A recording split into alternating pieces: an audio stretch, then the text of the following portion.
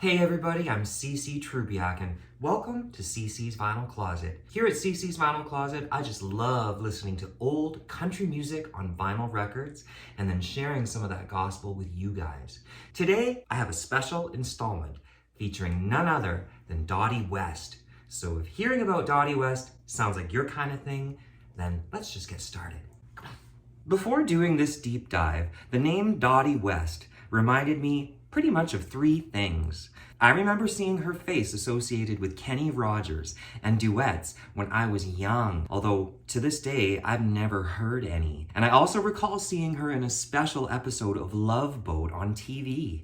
And oddly enough, I even remember Dolly Parton referring to Dottie West on the 1993 album Honky Tonk Angels that she did with Loretta Lynn and Tammy Wynette. The song was called Hillbilly Heaven, and I remember Dolly referring to Dottie as probably the prettiest angel. And I liked that stamp of approval. And much more recently, while doing my deep dive on Patsy Cline, I uncovered Dottie and Patsy's friendship in the 50s and 60s, and I thought, you know what, Cece, it's about time that you do Dottie West some justice and discover her gospel. So that's what I've done. Here's just the highlights of what I now know and appreciate about the prettiest angel.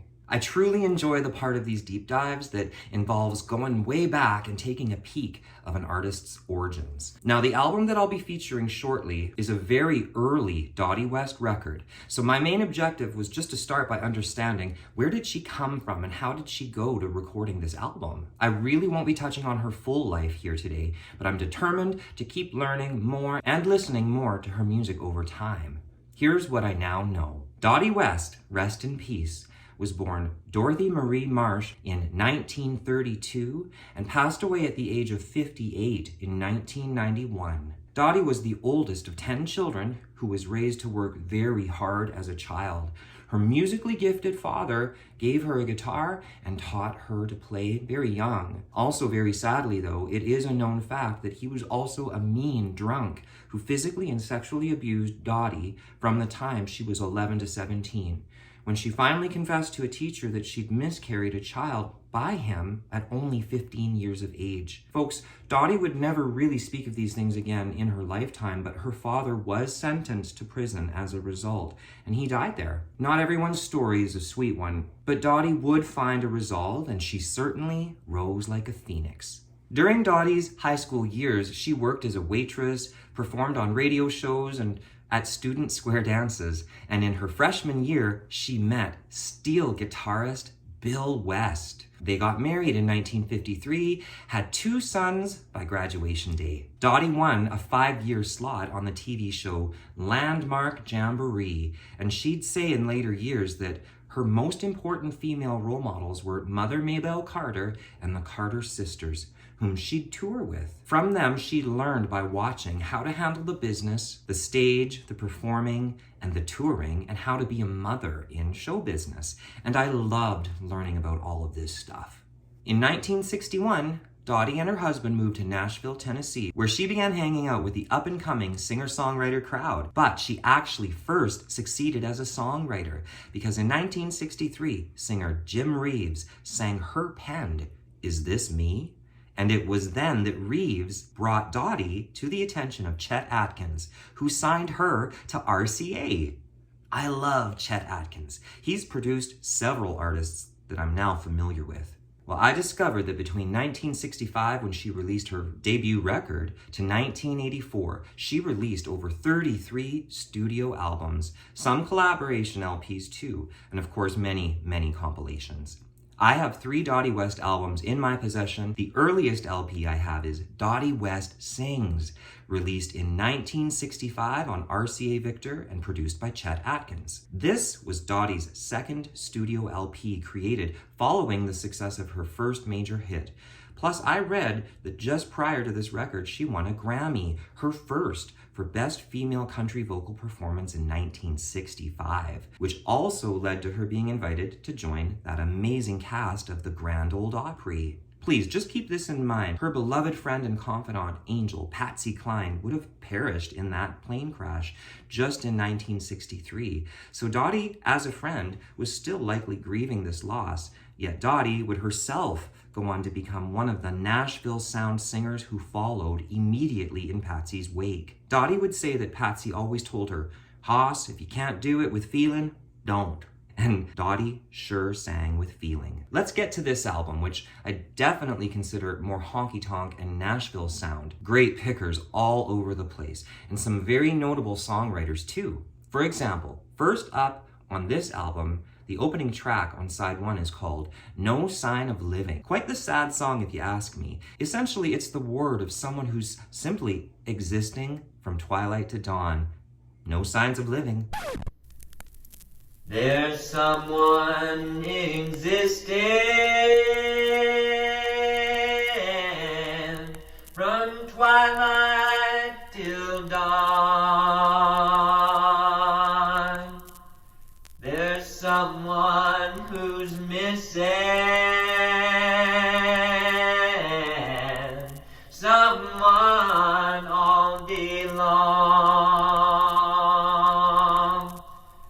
Which someone who's giving up all hope and faith. There's no sign of living in my house today. What I learned about No Signs of Living is that it was written by Miriam Eddy, otherwise known as Jessie Coulter. Yes, before Jessie would go on to become Jessie, she started as a songwriter, and Dottie was known for giving other songwriters a break like this. Very cool. The song right after this is called Happiness Lives Next Door, and it's a song written by our beloved Willie Nelson. Of course, it being Willie, ever down on his luck in love, it's quite the sad song, but with Dottie's treatment, it has a lovely, ultra-feminine touch. And so here's a little bit of Happiness Lives Next Door.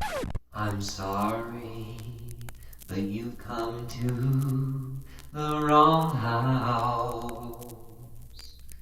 But I know who those flowers are for.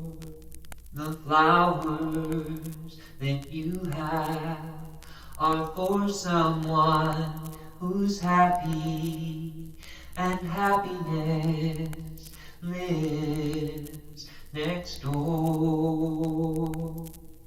The only one who would send flowers to me is gone to return no more.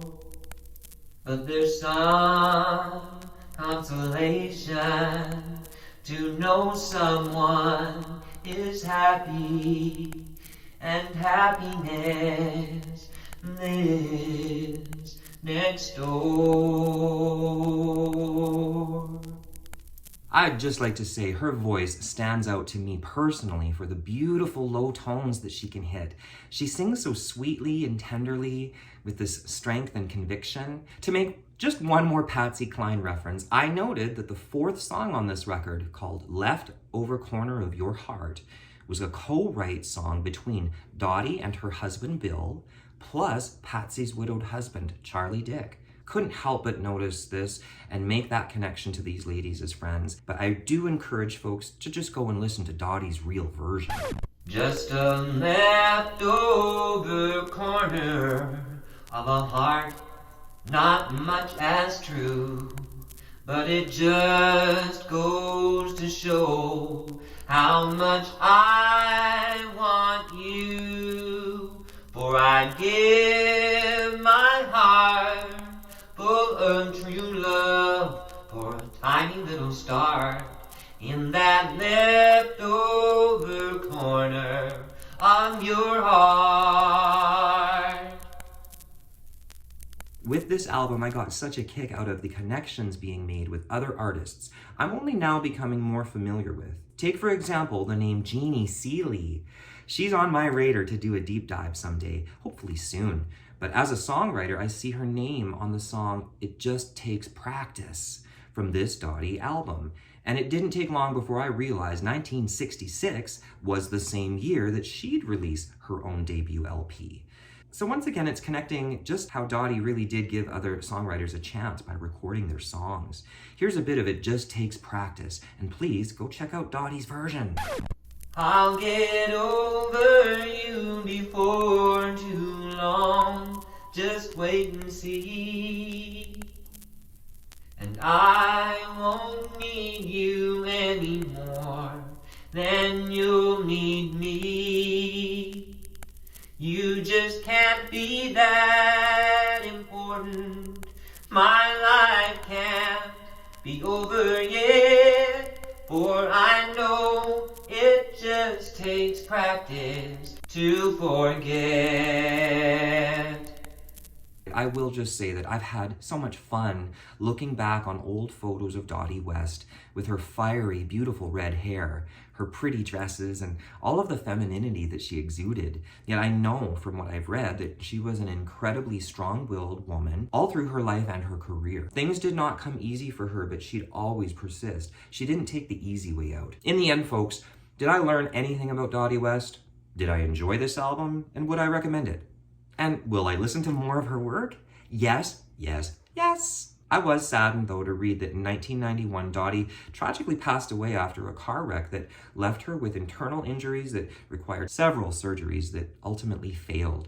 She was only 58 years old. Now, at least I feel like I can appreciate her legacy, and I've noticed that among the many things I've read, that she has had an everlasting impact on the country music world. She was one of the pioneering ladies of country music who paved the way for other female artists to be heard. She showed that women in country could achieve the same things as men. So what are your thoughts on Dottie West? Please drop your comments below, and thank you so much for watching and supporting my channel. Please hit that like and subscribe, and stay tuned for next week's installment of CC's Vinyl Closet. Until then, take care of you and take sweet, sweet comfort in the music